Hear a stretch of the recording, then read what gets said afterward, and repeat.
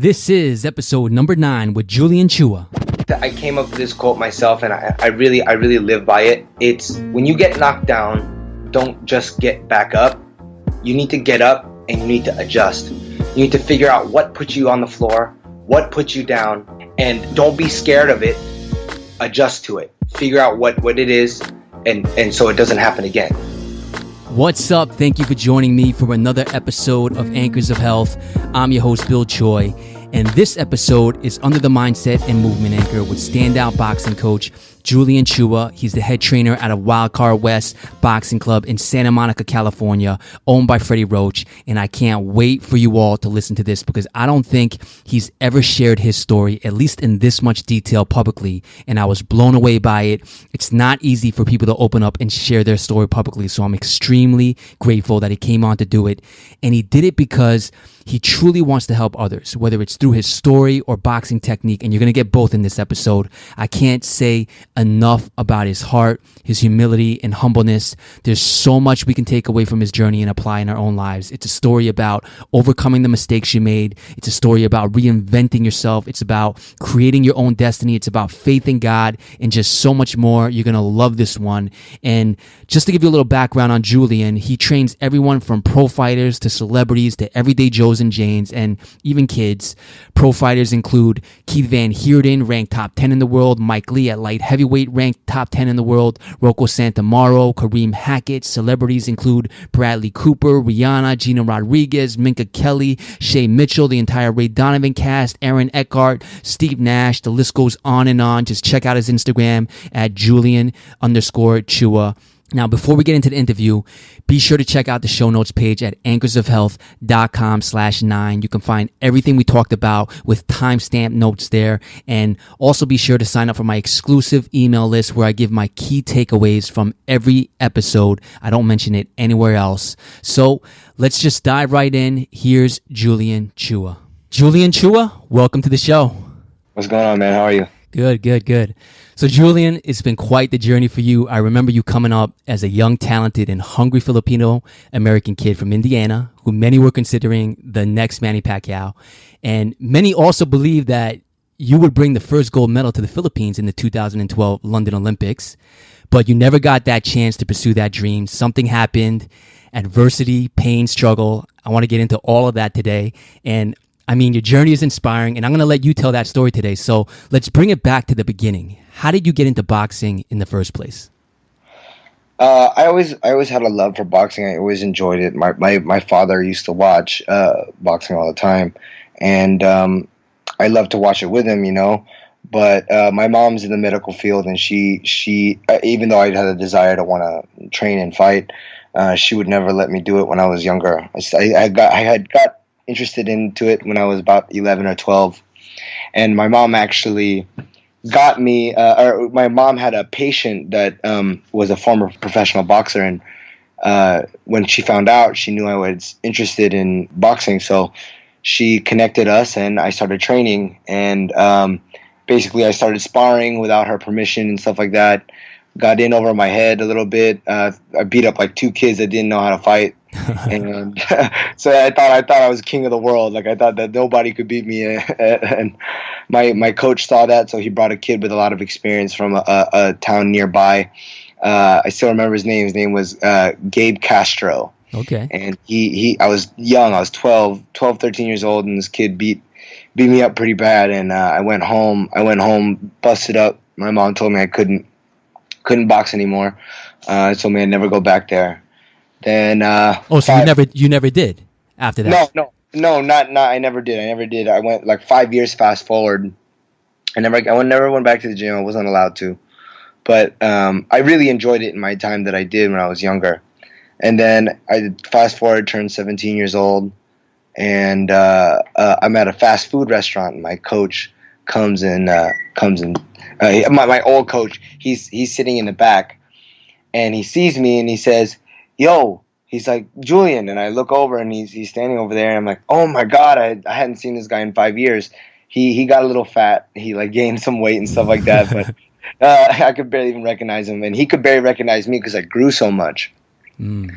And basically, I was with a bunch of friends, and he was like, "How are you doing?" Blah blah blah, and we chopped it up shortly, and he talked about, he was like, hey man, you still interested in boxing? And he's like, I remember you being pretty good. And I was like, yeah, I'd love to. And then he asked me how old I was. I said I was 17. He asked me when I was turning 18, and I was like, in 4 weeks. And he goes, and because you have to be 18 to be able to fight on your own without the parents' permission. And he asked me if I was interested in fighting in the Golden Gloves. They were in 3 weeks. And I at first I kind of like laughed it off, and I was like, dude, no way, I haven't like done anything in so long.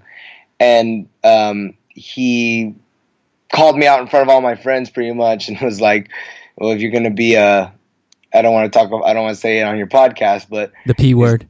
yeah, the P word. He's like, then don't even bother, don't waste my time coming to the gym, blah blah blah blah. All my friends were kind of like, oh, and so I was like, you know what? I was like, what's the worst that can happen? I was like, let's go then. Fine, let's do it. So he kind of like pushed me to do it, put my pride to the test. And so he was like, oh, okay, then we got to convince your mom. So I basically convinced my mom by telling her, when I turn 18, I'm going to try this anyway. You might as well let me get out of my system now. She said she was furious, but was like, all right, fine. You want to be an idiot? Go and do it, you know? And so I went in there. I spent those 3 weeks. Those were probably like the hardest 3 weeks of my life still today. Like, I'm talking about physically, not anything but physically. But those were probably the hardest 3 weeks I've ever put in. Not fear of getting hurt, but fear of getting embarrassed. You know, I knew all my friends were going to come watch, and I didn't want to lose in front of all them. And I put in the work. 3 weeks later, I entered in the Golden Gloves. I fought in them in the novice division, and I won the whole thing. Wow. And then from then on, just kept fighting and kept winning. So then, what were you doing during those 5 years, though? Because I read that you also did Taekwondo. So where does that fit into all of this? Oh yeah, I mean, I did Taekwondo like pretty much my whole childhood, from like very little, like I don't know, maybe it started like around 8 through 14, 15.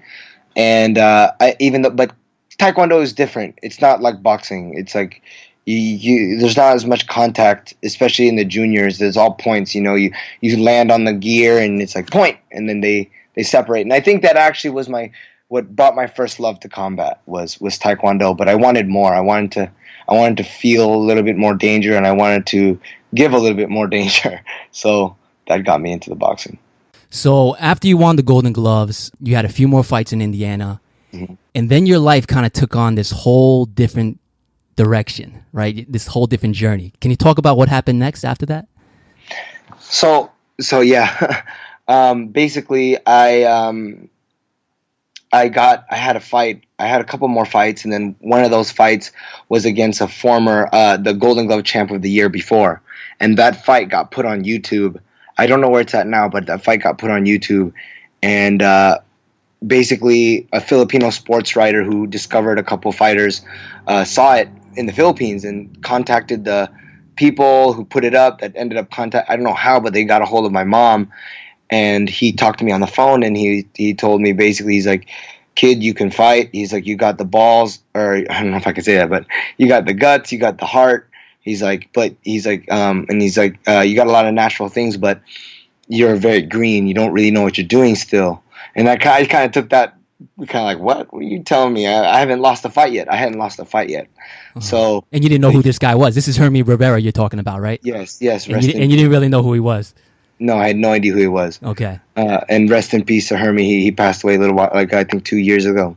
But he said, he goes, well, what would you think? What would you say if we helped you go out to the Philippines and train with Freddie, Roach, and Manny Pacquiao, and maybe compete in the London Olympics in 2012? And I was like, this guy is such a liar, you know, like, keep in mind, like, Manny Pacquiao is the hero of my country. Like, my family and their families all get together, and when back then when it was a Pacquiao fight, man, like, it was just, the aura was insane, and this opportunity was just wild. Also because nothing really ever comes out of my hometown. So I said, you know what, like, if this guy's for real, like, I'm down. And he sent me a thing, and he told me, oh, we'll fly you out on February 26th to go to the Wild Card Boxing Club. You'll get to meet Manny Pacquiao, train with him a little bit, meet Freddie, train with Freddie, and just be ready because who knows what they're going to have you do. So I was like, oh, game on, you know? So I... And at that time, you actually got accepted to, like, to some colleges, right? So you had to make this decision whether to go to college or to go out there and train with Freddie Roach, right? Exactly. And I mean, like, who would go to college over going to spend some time with their heroes? You know, Freddie Roach is also a hero of mine, and he still is. Both of them are. But yeah, basically, I got a chance to come to Wild Card, and Freddie had me spar a guy, and I did very, very well. So were you already on the team at this point? Yes, so this was a tryout. I had a tryout, pretty much. I went out there. I still remember the date, February 26th. And I went out there and I sparred a pro. I hit the bags. I hit mitts with Freddie. And basically after I was there for 3 days. And after the 3-day trial, Hermie asked Freddie what he thought about me. And Freddie was like, bring him. He's like, he hits hard and he's coachable. And he was like, he's quick. He's a quick learner too. He wants to learn how to do this.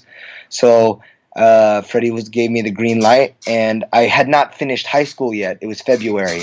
So when I got home, it blew up in my hometown. It's all in the papers and all this stuff, like Freddie Roach is to train Julian Chua for Olympics, blah, blah, blah, blah. And it was this big, big thing in my hometown.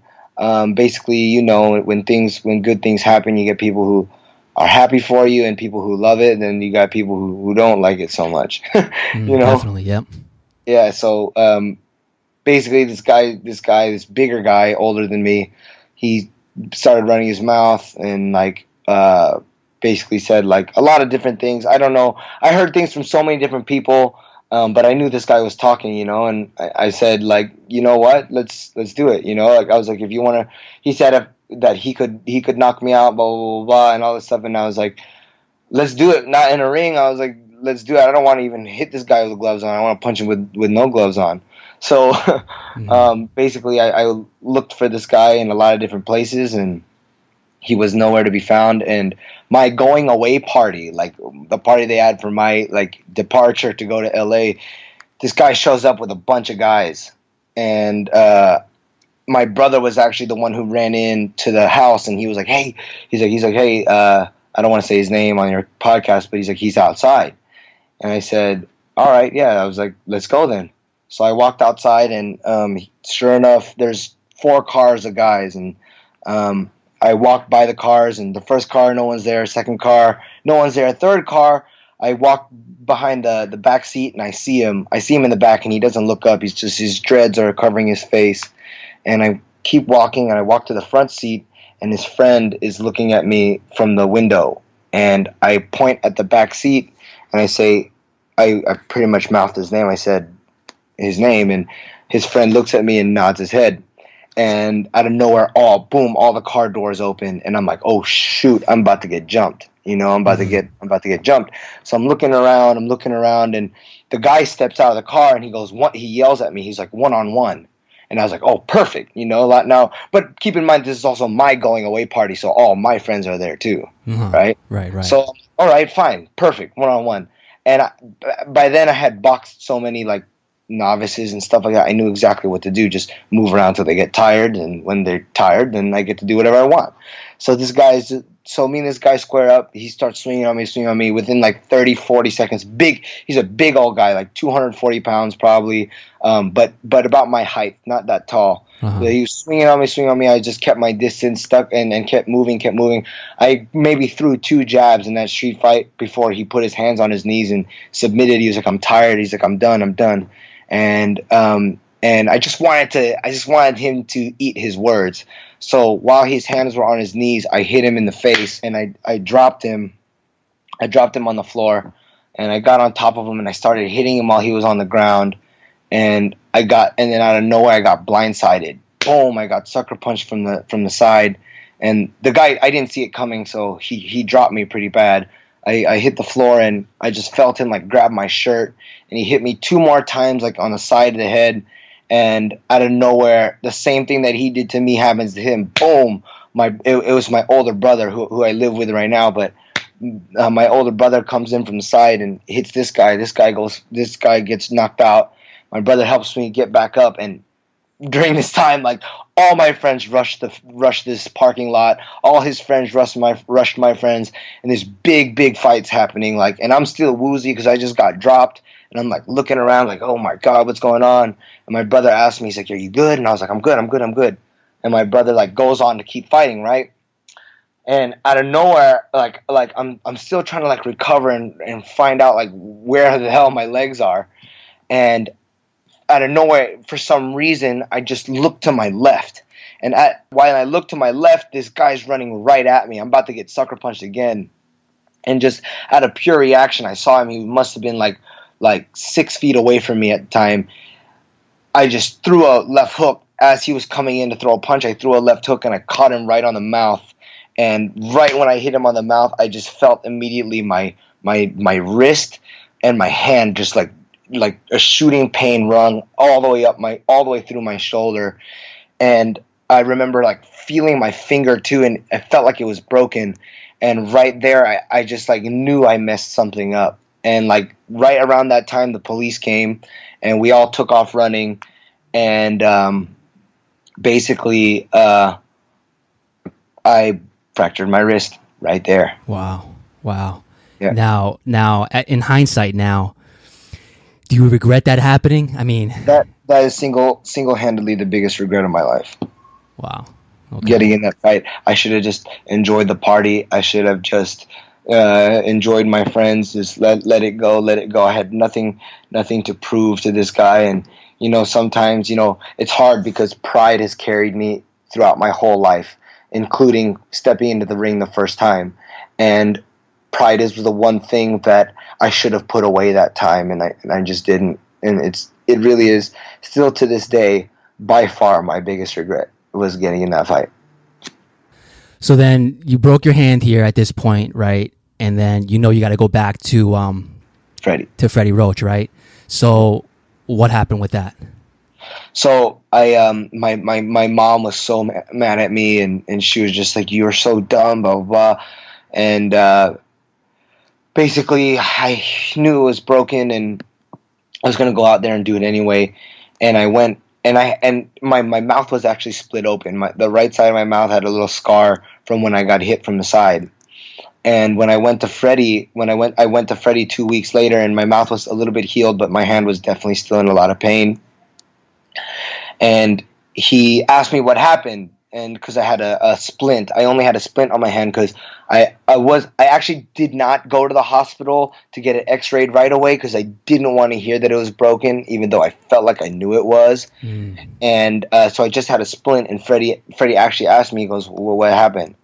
And I said, "Oh, I was just like, I was training hard because I knew I was going to come here." And he kind of looked at me like he knew that I was lying about that, Mm-hmm.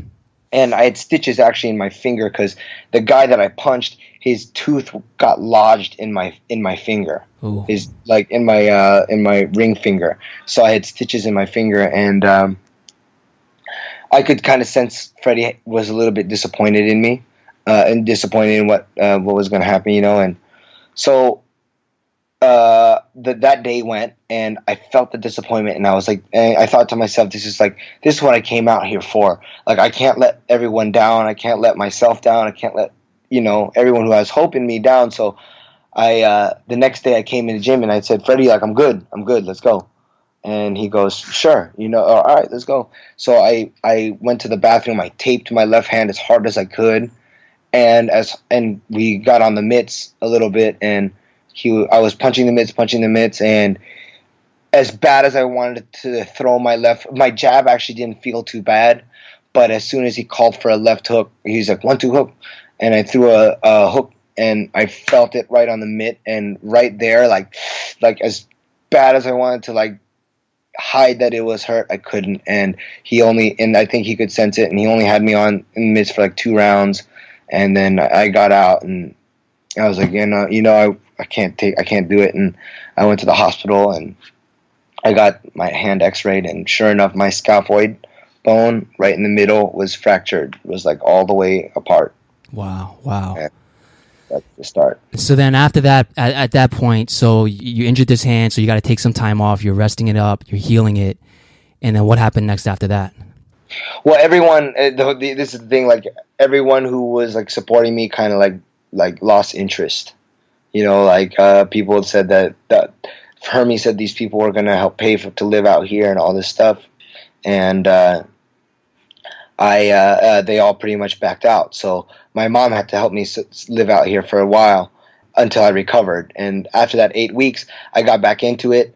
I fought twice, I think, before sparring again and fracturing the same hand again, fracturing the same exact spot, the scaphoid. And after that happened, my mom pretty much told me, she said, you need to find a job out there and you need to find a way to secure yourself out there or come home. And I just could not come home. I have, like, again, my pride, like, I was like, I have so many people like supporting me. I can't go home and let them all down. So I worked a job as a security guard at some place, and at the same time I was just thinking about what I could do to like support myself. So, and by then I had grown to like become friends with a lot of the fighters there. And I actually picked up a job as a strength and conditioning coach for some of these fighters. I learned as much as I could off of YouTube. I took the NASM, National Academy of Sports Medicine certification. I learned everything I could about strength and conditioning. And I was like, I'm going to put my fate in my own hands.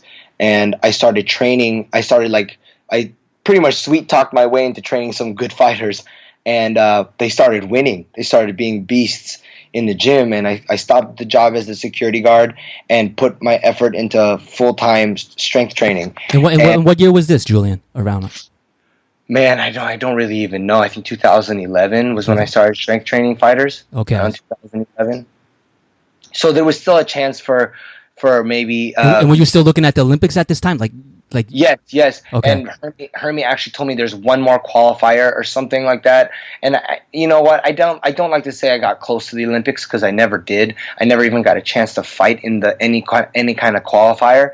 I just was a hope. I was a hope that that didn't come true because I just had bad hands.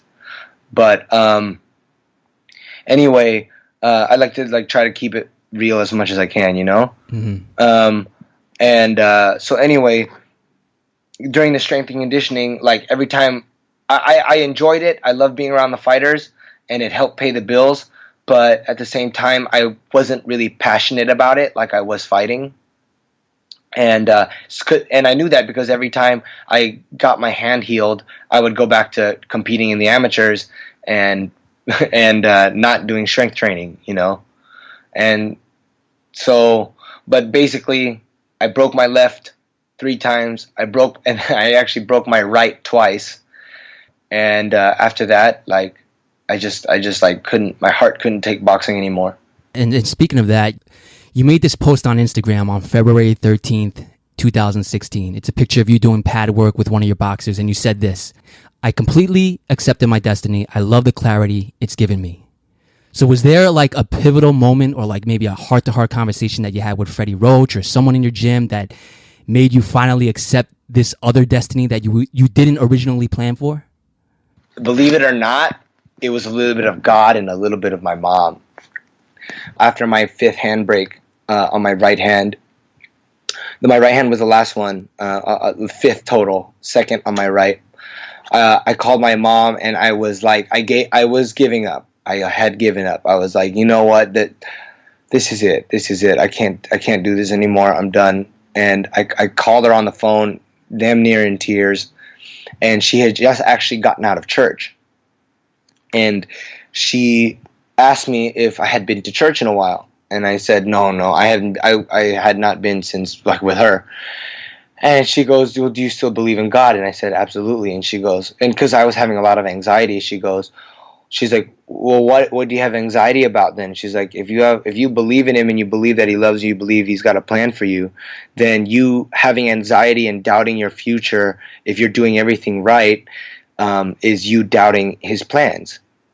And I was just like, that really hit something in me. And literally the next day, I go into Wild Card, and Freddie and Marie asked me if I want to work at Wild Card West. Wow. The very, very next day, I got a job offer to go down to Wild Card West, and they told me there's celebrity clients, there's this, you know boxing, you know how to train people, you're a personable guy, would you like to go down there and train at Wild Card West? And I actually when I went down there, I had a broken hand at first, and I was mitting clients with one hand. But I studied boxing and I know boxing, so I quickly grew to become the head trainer over there. Wow, unbelievable. And you actually wrote this actually on your Instagram as well in January 10th of 2017. You said, never thought I'd love teaching as much as I do. I've grown to love it even more than competing myself. Work hard, help others, and God will provide. He always has a plan. Mm-hmm. What is it that you love about teaching? Okay, so there are moments where I still where I feel like I would like to fight still here and there. It's not near as frequent, and I think I'll be 60 and I'll be like, man, I still want to fight, like here and there. I don't think that'll ever leave me. But I never thought, I think this is the thing. When I was a kid, I always respected and loved the warriors. Like Goku was my hero, Pacquiao was my hero, all these fighters were my hero. I was never that big on like the guys who like battled intelligently. And actually, like one of my biggest idols also is Floyd Mayweather. Like how like his brain in boxing. I don't know his personal stuff, but his brain in boxing and the business in boxing. But I never thought I would enjoy being the game plan guy and like being the mastermind behind the warrior as much as I do after getting involved with training professional fighters and coming up with game plans and stuff like that. After that, like after my first match with one of my pro fighters, like I was like, this is amazing. Like even though I'm not the instrument doing the damage, like if my fighter listens to me, like I still have the remote in my hand. Right. That's a great way to put it. And I'm not gonna lie, I enjoy not getting punched in the face anymore. I was a defensive fighter. I never liked getting hit. Like some fighters love getting hit. Yeah, pass on that. I liked making guys miss, not getting hit. Right. So it's interesting, right? Because you regret that situation happening, that brawl where you broke your hand, right? Mm-hmm. But at the same time, you're like kind of on this other path, this coaching path that you didn't expect, that God kind of planned for you. So it's like a mixed feeling, isn't it? Kind of, you regret it, but it was almost meant to happen, right? 150%. It's God's plan. Period. That's all. That's the only thing I can make sense of in it. There's no such thing as a coincidence. This is not a coincidence. Right. All right, so you have all this experience as a boxer. You've studied and worked with some of the best coaches in the world. So how would you describe your overall philosophy as a boxing coach? Intelligence over everything. Intelligence over everything. Speed, everything like that, intelligence. I believe in, one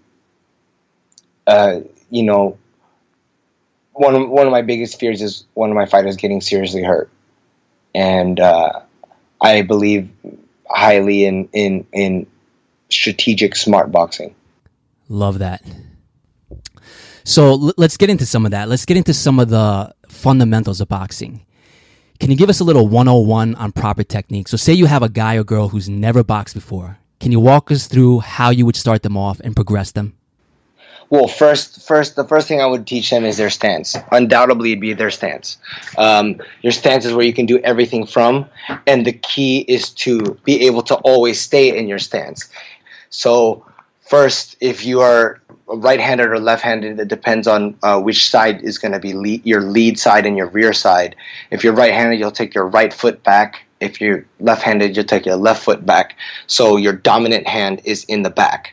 Right? Your weaker hand will be more used for distraction, for finding range, and your rear hand will be the one you're going to try to set up. So that's why you would stand in that position. Then you would look at your feet, and you'd align your feet. Your front foot would be at like 2 o'clock, and your right foot, or for me, I'm Orthodox. Your rear foot would be at 3 o'clock, and you would try to line your lead toe with your rear heel. Mm-hmm. So if I was looking down at my feet, my lead toe should be in line with my rear heel. Like I should be able to draw a vertical line in that spot. Then you would shift the weight to the balls of the feet, slight bend in the knees. You don't want to be standing too straight, and you don't want to be flat. Then you would tuck your elbows into your rib cage to protect your ribs. Your right hand would be laid right on the right side of your cheek, or your rear hand would lay on the rear side of your cheek if you're right or left hand. I'll say lead and rear. Then your lead hand would be a little in front of your rear hand. You would stand with that lead hand slightly in front of that rear hand, because that lead hand would act as your hands play offense and defense. So that lead hand would act as the front line of defense, and that rear hand would act as the second line of defense. So you'd have two lines you have to get past to get to my head. Right. So that's how I would teach it in the beginning, and you would stand at an angle, so a smaller target is always better defensively. Right. And then where is that power coming from when you throw, like, say, like a right cross in that situation? So, first of all, power is a lot of times perceived wrong. I mean, there are power shots. You do want to throw power shots harder than a regular shot, but power all comes from a guy not seeing it. Is not telegraphing what you're doing. A shot that you throw hard is going to do a lot less damage to a guy who blocks it or rolls away from it than one that is a little bit softer, but you don't telegraph it at all, and it gets there fast.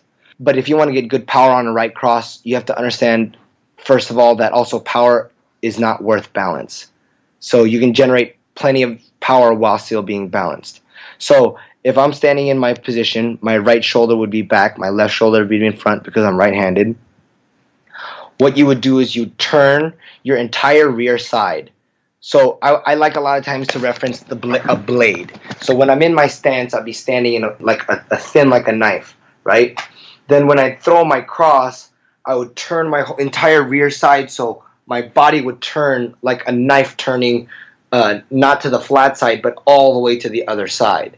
And that's where you can get maximum power, is through turning the shoulders, turning the hips, pivoting the rear foot, and rotating your whole rear side forward.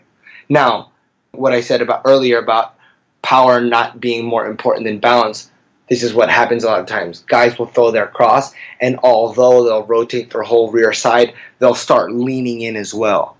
Right. And when you start leaning in, that's when you leave yourself exposed for a counter. And it also takes much longer to recover. You're limited from here when you're leaning in, you're limited to having to roll away or smother. And if you don't do one of those two things, you're usually going to be a sitting duck. So if you turn right through, you get yourself right back. You can maximize your power without compensating balance if you turn through the transverse plane rather than leaning through the sagittal plane. Gotcha. So what's the biggest mistake you see with beginners that are trying to learn boxing? Man, there's 1,000 of them. But I mean, I can't really name them all, but I mean, hands being down, hands being low, people wanting to just throw with power, people wanting to look like Floyd Mayweather.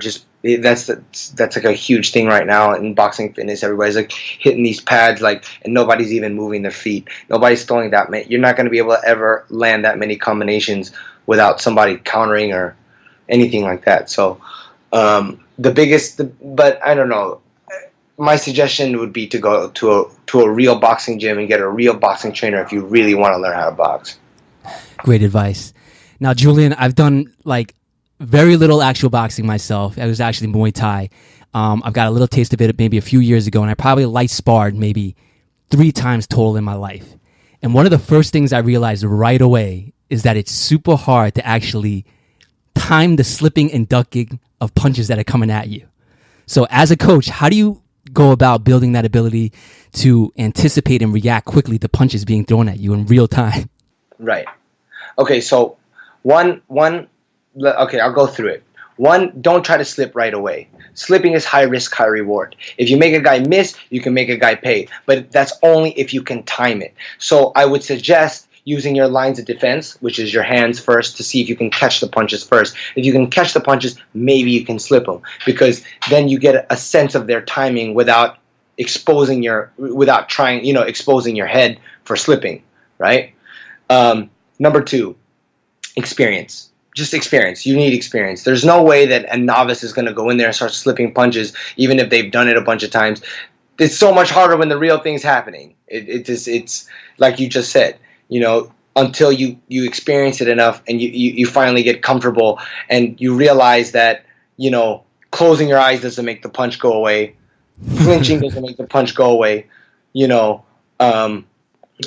things don't make the punch go away. So after you learn that a couple times, after you get a hit a couple times, and after you survive a couple hits, when you've never been hit something, you think your punch is going to end your life. So until you get hit enough times and realize, oh my God, I'm still here and I'm still alive, then you start getting a little bit gutsier, and that'll help you with basically moving your head. Now, last but not least, this comes to a more masterful thing. This is something I would teach more of the pros, but it's something that's good for even somebody who's never done it before to keep in mind. The key to slipping punches as well is to find the perfect balance between being relaxed and alert. If you're too alert or too tense, you will not be able to time anything, and if the guy is any good, all he'll do is he'll feint you. And if everybody knows what a feint is, if you don't know what a feint is just a lie. A guy's just gonna pretty much make a jerky move, and you're gonna get locked up, and your timing's gonna go out the window. So if you're too alert, you'll not be able to time a slip. Now, if you're too relaxed, you won't be able to time a slip either, because you're just going to be turned off. The guy's going to be able to hit you, and you're not going to be able to do it either. A lot of times, guys who don't fight for a long time and they become sparring partners, they lose that sense of alert. They get too relaxed in there, and they don't want to. They've been, you get what I'm saying. They don't want to. Yeah. They have no more alert. So the key is to find that perfect balance of being relaxed but alert. If you're too alert, you can't relax. Too relaxed, can't be alert. You got to find that perfect balance. Right, and that's a great point, because actually that's probably the single variable that's common among top athletes in any sport I see. It's that ability to relax and contract muscles at an incredible rate. Exactly. Wouldn't you say so? Yeah. So along those lines of relaxation, can you talk about the importance of being relaxed while you're boxing? Like, when you're throwing a jab or a right cross, there is that relaxation part of it, right? Like, some people come in a beginner just very tense, right? They're clenching their fist. They're keeping their muscles tight when they try to punch. But you should be relaxed, right? That's where speed comes from. And yeah, well, not only speed, economics. That's why they're getting tired. Imagine this. Imagine if we're sitting on the couch, right? And I'm flexing as hard as I can. And you're just sitting there watching the TV. And then we want to go lift weights, or we want to go pick something up. I'm going to be exhausted, and you're going to be fresh, right? But again, this is nothing you can do unless you have experience.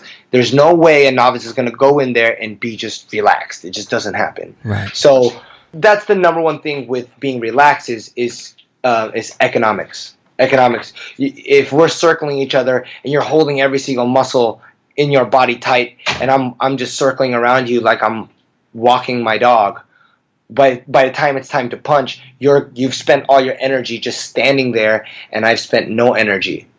And there's so many other things. There's so many more other reasons why you need to be relaxed. Another one is if you're tense, it's very easy to time you. If you're like frozen, and every time you make a move, you're already giving the guy a sense of alert, right? If I'm just standing stiff and I start moving, I already know to move. Whereas somebody who's relaxed, who's like water, like Bruce Lee, they're always in the state of flow, and it's very hard to time somebody who's in a state of flow, because you never know exactly when they're going to strike. And here's kind of a thing that I'm always curious about. This is just something more for me, maybe. So I noticed that some fighters are better at hiding when they're tired than others. Are there specific things that you can do to train that?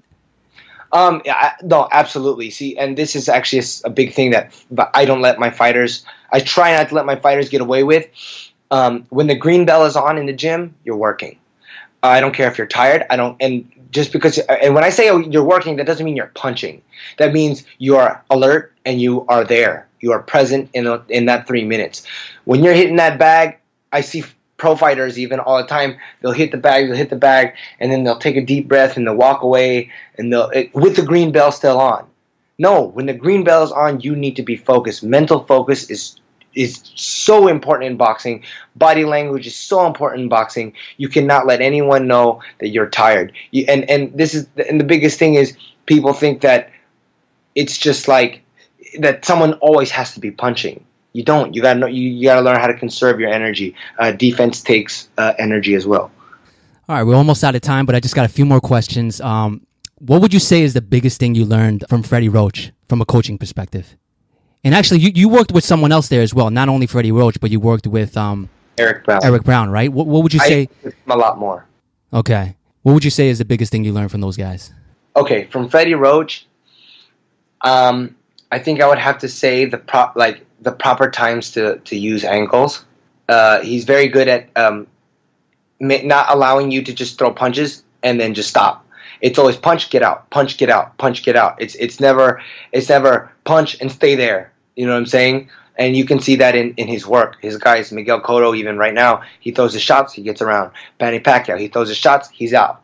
He's never standing there taking the return. You know, but I really didn't get to train with Freddie that much. With Eric, he was very much more mindset, and that was like more like kill or be killed. If he hits you low, you hit him low back. If he's fouling you and the ref's not saying anything, you foul him back. And it was very more like there's no respect. Show no respect in the ring. Like, I'm talking about like when you're throwing punches, of course, tap gloves, etc., etc. You got to be a gentleman. But when that bell is on and it's time to fight, it's game on.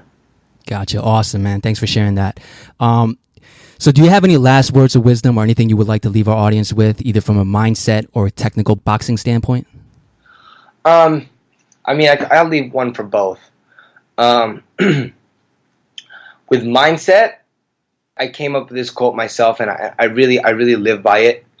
It's when you get knocked down, don't just get back up. You need to get up and you need to adjust. You need to figure out what puts you on the floor, what puts you down, and don't be scared of it. Adjust to it. Figure out what it is, and so it doesn't happen again. Right? You can't just get up, because if you don't adjust, you're just going to get knocked back on your ass. It's you know what I mean? Love that. Yep.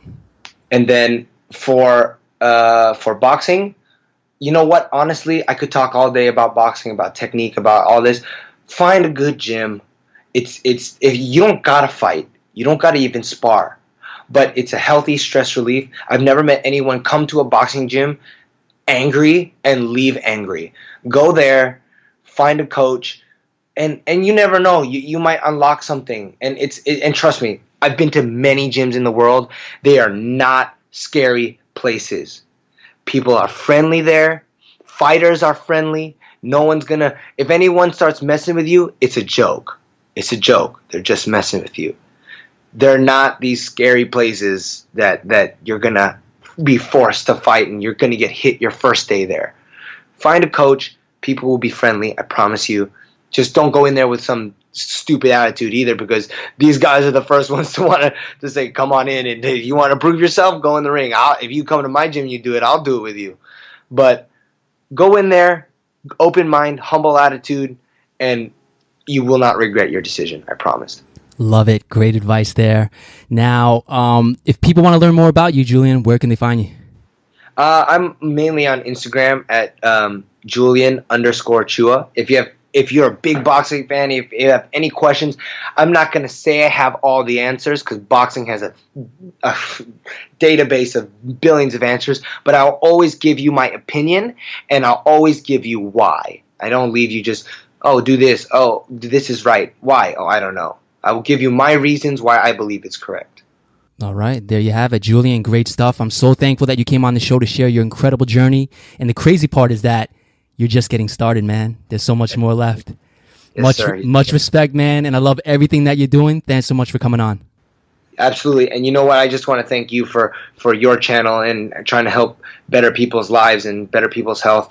You know, health before wealth any day of the week. So, Bill, you're the man. Thank you for having me on your show and your podcast. I hope to talk to you soon. You got it, man. Thank you so much.